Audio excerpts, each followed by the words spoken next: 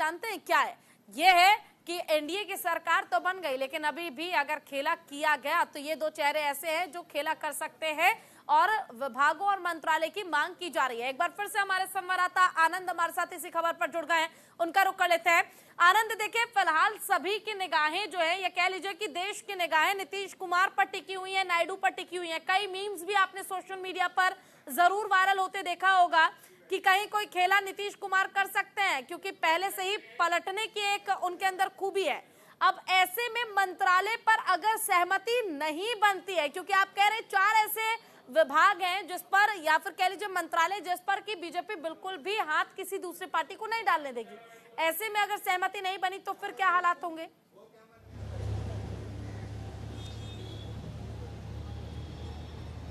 देखिए, सहमति का अंदाजा आप इस बात से लगा सकते हैं कि जब कल एक प्रस्ताव पारित हुआ जिसकी खुद प्रस्ताव रखा जेडीयू अध्यक्ष बिहार के मुख्यमंत्री नीतीश कुमार ने, उसमें और उनके साथ सह प्रभारी थे या कहें सह समर्थन जिनने किया और टीडीपी अध्यक्ष चंद्रबाबू नायडू थे। उस पारित किए गए आदेश में ये लिखा गया कि हम तमाम पार्टीज यानी एनडीए की तमाम पार्टीज पीएम नरेंद्र मोदी को अपना नेता मानती हैं। और आप देख सकते हैं कि जो बैठक लगातार पिछले 5 घंटे के लगभग चल रही थी वो खत्म होने की कगार पर है और गेट खुल चुका है। गृह मंत्री अमित शाह यहां से निकलने के लेकर बाकी नेताओं का आ रहे हैं। आप देखिए, बाकी नेताओं का आने का सिलसिला शुरू हो चुका है, जिनको लेकर बताए जा रहे हैं। और उसके साथ बीजेपी के कई सीनियर लीडर्स हैं जो कि लगातार बैठकों का दौर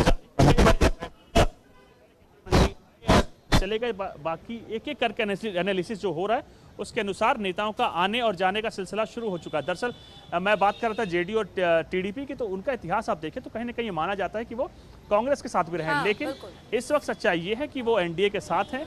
प्रस्ताव उन लोगों ने खुद रखा था, प्रधानमंत्री को अपना नेता माना है। और उसके साथ कल लगभग 11 बजे पार्लियामेंट में मीटिंग होगी एनडीए सांसद की, जहां पर प्रधानमंत्री को एनडीए सांसद अपना नेता चुनेंगे और 9 तारीख को शाम 6 बजे प्रधानमंत्री तीसरी बार शपथ लेंगे। तो अभी तक जो इतिहास समय है वो इस चीज के तौर पर आगे बढ़ रहा है कि नीतीश कुमार टीडीपी दोनों बीजेपी के साथ हैं।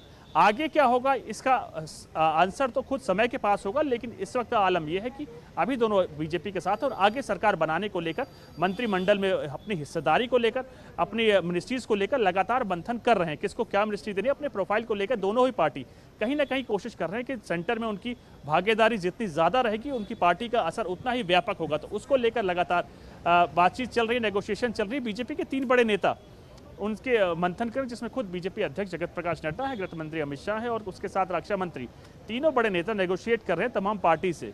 जी बिल्कुल, देखिए 9 तारीख को प्रधानमंत्री के तौर पर नरेंद्र मोदी शपथ ले लेंगे। ऐसे में अगर हम बाकी टीडीपी जेडीयू की बात कर लें या फिर बाकी सहयोगी दलों की बात क्यों ना कर लें, देखिए खुद चिराग पासवान ने कह दिया है कि हमें कुछ नहीं चाहिए, जो भी हमें मिलेगा उसके लिए हम तैयार हैं।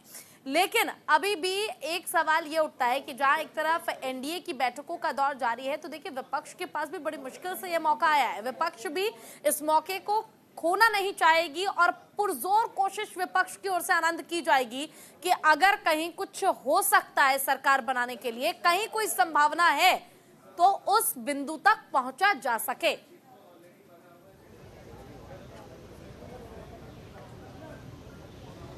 चारुल, राजनीति का अर्थ ही होता है कि राज करने को लेकर हर नीति लगाई जाती है, चाहे विपक्ष की बात की जाए, चाहे एनडीए अलाइज की बात की जाए। तो एनडीए अलाइज के जो पार्टीज हैं वो सेंटर में अपनी हिस्सेदारी बढ़ाने को लेकर कहीं ना कहीं नेगोशिएट कर रहे हैं बीजेपी से, क्योंकि जितना बड़ा पोर्टफोलियो होगा, जितना बड़ा मंत्रालय होगा, उसका असर सड़क पे उतना ही होगा। अगर आप टीडीपी की बात करें, टीडीपी खुद स्पीकर के पद के साथ 4-5 मंत्रालय मांग, जिसमें पोर्ट शिपिंग भी है, क्योंकि आंध्र प्रदेश की सीमाएं हैं वो समुद्र से लगती हैं। तो पोर्ट शिपिंग मंत्रालय के साथ रोड ट्रांसपोर्ट से लेकर तमाम बड़ी मिनिस्ट्रीज की मांग कर रहा है। और जेडीयू तो खुद आप देखिए तो वित्त मंत्रालय को लेकर बातचीत कर रहा है, तो वैसे कई बड़े मंत्रालय को लेकर जेडीयू भी बात कर रहा है। जिससे आप देखिए बिहार की अगर बात करें तो विशेष राज्य के दर्जे को लेकर लगातार जेडीयू प्रमुख नीतीश कुमार बात सेंटर से करते रहे हैं। लेकिन उसके साथ साथ जो इस वक्त मंथन चल रहा है वो तमाम हिस्सेदारी के साथ साथ आने वाली सरकार में कैसे साझा चल सके, क्या विचारधारा हो, क्या एजेंडा हो तमाम सीटीज, तमाम एनडीए घटक दलों का। क्योंकि आप देखिए जेडीयू की अगर बात की जाए तो जेडीयू कहीं ना कहीं एक सेकुलर पार्टी के रूप में माना जाता है और बीजेपी एक हिंदुत्ववादी पार्टी। कई ऐसे मुद्दे रहे जहां जेडीयू और बीजेपी दोनों आमने सामने खड़ी नहीं, चाहे आप सीए की बात की जाए, एनआरसी की बात की जाए, सीएनपीआर की बात की जाए, तो अग्निवीर योजना को लेकर अभी से ही जेडीयू ने अपना ऐतराज जता दिया। उन्होंने कहा है कि उसको लेकर समीक्षा होनी चाहिए। तो कई मुद्दे हैं जो जेडीयू के लिए बहुत इंपॉर्टेंट है, उनकी राजनीति के लिए बहुत इंपॉर्टेंट है, कई मुद्दे बीजेपी के लिए बहुत इंपॉर्टेंट है, क्योंकि अग्निवीर योजना खुद बीजेपी लेकर आई थी और इनकी यानी बीजेपी का जो पार्टी है उसकी विचारधारा एक हिंदुत्ववादी पार्टी है, जेडीयू सेकुलर है। लेकिन अब जहां टीडीपी की बात की, तेलुगु देशम साउथ की पार्टी है, उसके अपने मुद्दे होते हैं। तो तमाम अलग अलग पार्टीज की अलग विचारधारा है। उसके साथ ही इन तीनों विचारधारा को एक साथ समेटते हुए एक समन्वय बनाते हुए सरकार को आगे चलना है। और यही कारण है कि बीजेपी के तमाम बड़े नेता जिनके पास में डिसीजन लेने की पावर है वो बैठे हुए हैं, समन्वय बनाने की कोशिश कर रहे हैं। कि कोशिश के साथ साथ तमाम पोर्टफोलियो किस मिनिस्ट्रीज के मंत्री होगा, किस डिपार्टमेंट में क्या दिया जाएगा, उसके साथ वोटिंग के बाद परिणाम का इंतजार था। भारतीय जनता पार्टी को भी इस बार उम्मीद बहुत थी कि इस बार 400 पार पहुंचेंगे। अगर 400 पार नहीं पहुंचे तो भी 372 तो पार कर ही जाएंगे। और कहीं ना कहीं उस कॉन्फिडेंस में बहुत सी चीजें होती हैं जो आप पीछे छोड़ देते हैं जाने अनजाने में। लेकिन जब परिणाम बिल्कुल विपरीत आता है उसके बाद अचानक से प्लान तैयार करना, अचानक से ऐसा एजेंडा तैयार करना जिसके जरिए आप बाकी सहयोगी दलों के नेताओं को भी सेटिस्फाई कर पाए, उनको भी संतुष्ट कर पाए, ये एक बहुत बड़ी बात हो जाती है। और बीजेपी ने वैसे भी कहा था, देखिए नेता, नीति और नियत होना बहुत ज्यादा जरूरी है। नेता बीजेपी के पास है, अब ऐसे में उनके पास नियत भी है, लेकिन नीति ऐसी सटीक बैठा पाना जिसके जरिए एक तो विपक्ष का जो मैनिफेस्टो था जिस पर भरोसा करके जनता ने वोट किया उसे टक्कर दिया जा सके। उसके बाद देखिए आप कह लीजिए प्रधानमंत्री शपथ लेते ही उनके पास एक बड़ी जिम्मेदारी होगी विभागों के यानी कि मंत्रालय के बंटवारे का।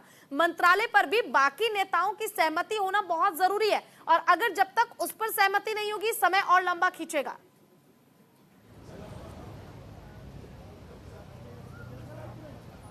जी बिल्कुल, अगर बात की जाए सरकार को लेकर तो बीजेपी ने कोशिश की थी, या कहें अपना जो नारा था उनका अब की बार 400 पार, जिसमें 370 खुद बीजेपी के थे। तो लेकिन हालात क्या है, आलम क्या है, असलियत आपके सामने है। 2024 का परिणाम आ चुका है।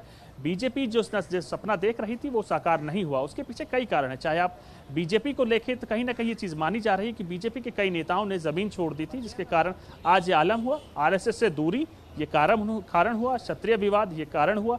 और उसके साथ साथ उत्तर प्रदेश में कहीं ना कहीं माना जा रहा है कि कई कार्यकर्ता से हमने पूछा, जो पॉलिटिकल विशेषज्ञों से हमने पूछा, तो उन्होंने इस चीज का आंसर ये दिया कि सेंट्रल लीडरशिप के थ्रू जो स्टेट में नेता थोपे गए थे, जो एमपी थोपे गए थे, वो सड़क पर उतना सही से काम नहीं कर पा रहे थे, जनता से नहीं मिलते थे, विकास के कार्य उतना नहीं करते थे, जिसके चलते आज ये आलम हुआ। उत्तर प्रदेश वो राज्य है जिससे कहा जाता है कि दिल्ली का रास्ता लखनऊ होते हुए गुजरता है और लखनऊ में जो शिकस्त बीजेपी ने पाई है उसका अशोर बहुत दूर तक गया है। यही कारण है कि उत्तर प्रदेश का महाराष्ट्र, जहां क्षत्रियों की अच्छी खासी आबादी है, अच्छे मुद्दे को लेकर कहीं ना कहीं बीजेपी उस पर फंस गई। और यही कारण है कि महाराष्ट्र और उत्तर प्रदेश दो प्रमुख राज्य को बीजेपी ने फोकस किया था और हर संभव कोशिश की थी कि वहां पर क्लीन स्वीप किया जा सके। उत्तर प्रदेश के आप देखिए ओपी राजभर के साथ, आरएलडी के साथ समझौता किया गया, तमाम छोटे छोटे नेताओं को, नारद राय से लेकर सपा के कई नेताओं को